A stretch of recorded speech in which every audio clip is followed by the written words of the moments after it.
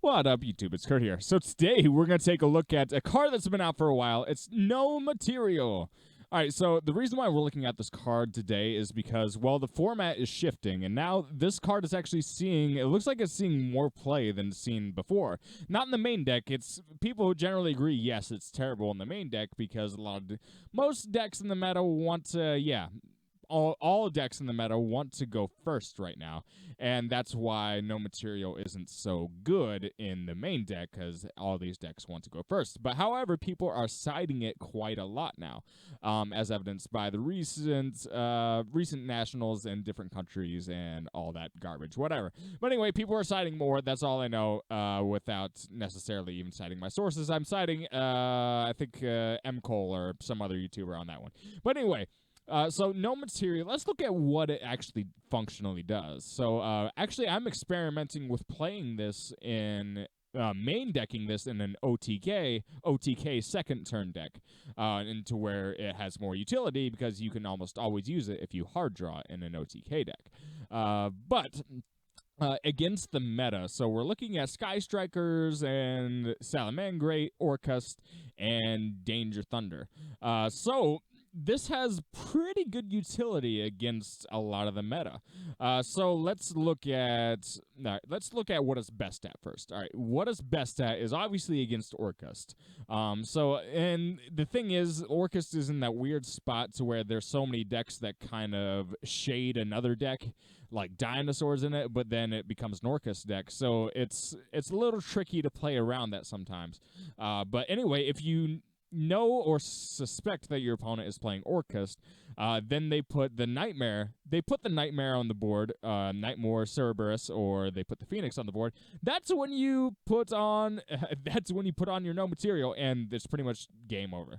Yeah, that game will probably be your victory if you Gnomaterial that Cerberus or Phoenix and it goes through.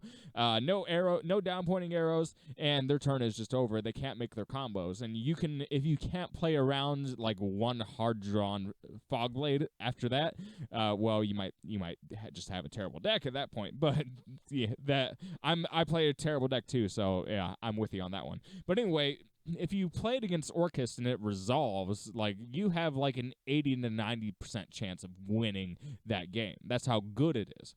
And it's not. Sky Strikers is not even worth it. Well, you can technically play it against Sky Strikers. It's iffy. Like, it can keep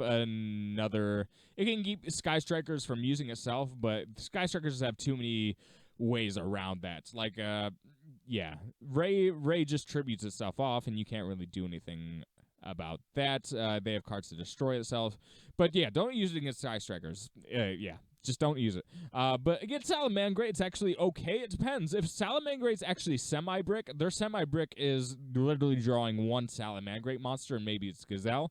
If they only draw like a Gazelle, they'll probably normal summon it. If they normal summon it and then they send like a Spinny to grave, well, then if you put a Gnomaterial on the Spinny, they're gonna have a tough time after that. It's gonna be hard, and yeah, depending on what they top deck. After that, you can slow them down a little bit. You can make them waste a little bit of resources if you do a Gnomaterial on the Gazelle. On a Gazelle during a normal play. Anyway, it's going to be a little bit harder for them to do their thing. If they don't even draw Gazelle at all, they're doing their like Foxy / Spinny play. Then yeah, you can prevent them from even getting Gazelle on the field at all via their Mirage Stalio, and that actually helps you out quite a lot as well. So it's okay against Salamangreat, but the real question is what it can do against Danger Thunder. The Danger Thunder matchup is a little bit iffy. If you're playing other hand traps, though, it can have great utility. So, like, what will happen, say you have an Impermanence and you have a Gnomaterial in hand. Well, all of a sudden, when your opponent puts the Thunder Dragon, I believe it's Thunder Dragon Dark, I believe that's the one, puts it on the field, and they get ready to go to their Skull Dread summon, well, not only can you Gnomaterial, you can Gnomaterial that Thunder Dragon Dark that's on board and prevent them from potentially going into Saryuja, if they do still go into Saryuja, they can no longer chain block. So all of a sudden, your play becomes no material to that Thunderdark, and then impermanence on the Saryuja Skuldred. So obviously, that is an insanely good play because at that point, if you do that to your opponent and the Thunder Dragon player is still able to come back and do plays after that, they just must have opened ridiculously godlike with that hand. There's no other way around it. Most Thunder Dragon players, 80 to 90% of the time, if you have a play like that, it's at least the no material is at least going to slow them down, and sometimes it'll stop them from even going into their first Saryuja, and that's what's important to keep in mind.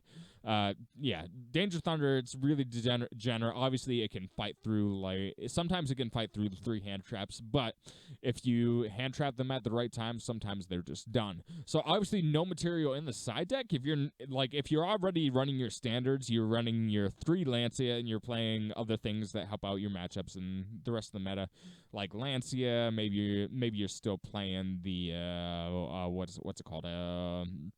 You're playing sphere modes, you're playing lockbirds, or maybe more hand traps like Effect Veiler in the side deck. It's obviously a really good pick. No material is a really good pick because a lot of times you'll know when you're about to go second against a deck. A lot of players will forfeit if you go first, and they just I won't show you what I'm playing, I'm gonna forfeit. Well, chances are you're gonna go second, and that's when no material can really pump out some shit. Yeah, let's just put it out. They can really pump it out after that point. So honestly, no material is becoming a great side deck option, and we're coming into a format into which Lockbird's okay, but I'm literally the guy that wants almost all hand traps in the side deck that just shut down certain decks. Lockbird's in the side deck, Lancia's in the side deck, so Lockbird's pretty much just shut down Sky Striker and Danger Thunder, and then Lancia's, they shut down Danger Thunder and Orchist, and, well, it's hard to really side for Salamangreat unless you're playing red reboots. Reboots are nice for Salamangreat, but yeah, if you have room, generally there are things you can take out and put as many hand traps in as possible, and that's what I like to do. No material is a good option for that. Obviously, if you're playing any other thing that's kind of roguish, if you're playing against vomit decks like True Draco, yeah, it's gonna suck, but what can you do? Sucks to suck. So if you're playing meta and you're going to a qualifier, any kind of qualifier, no material is probably a good side deck option. That's just my opinion. Feel free to disagree with that, but in my opinion, it's probably worth it. And if you're playing something like Crusadia Guard Dragon, they get that first Crusadia Link monster on the board, their turn is over if you resolve that. That's what's great about it. There are some decks that they can't play around it. And that's what's nice about it. If the card wasn't restricted, if you could just say, hey, no material on anything without the special summon, that'd be nice, but that's just my opinion. Let me know what you guys think. If you have any decks that you want me to profile or anything like that, I'll give it a try. Peace, guys.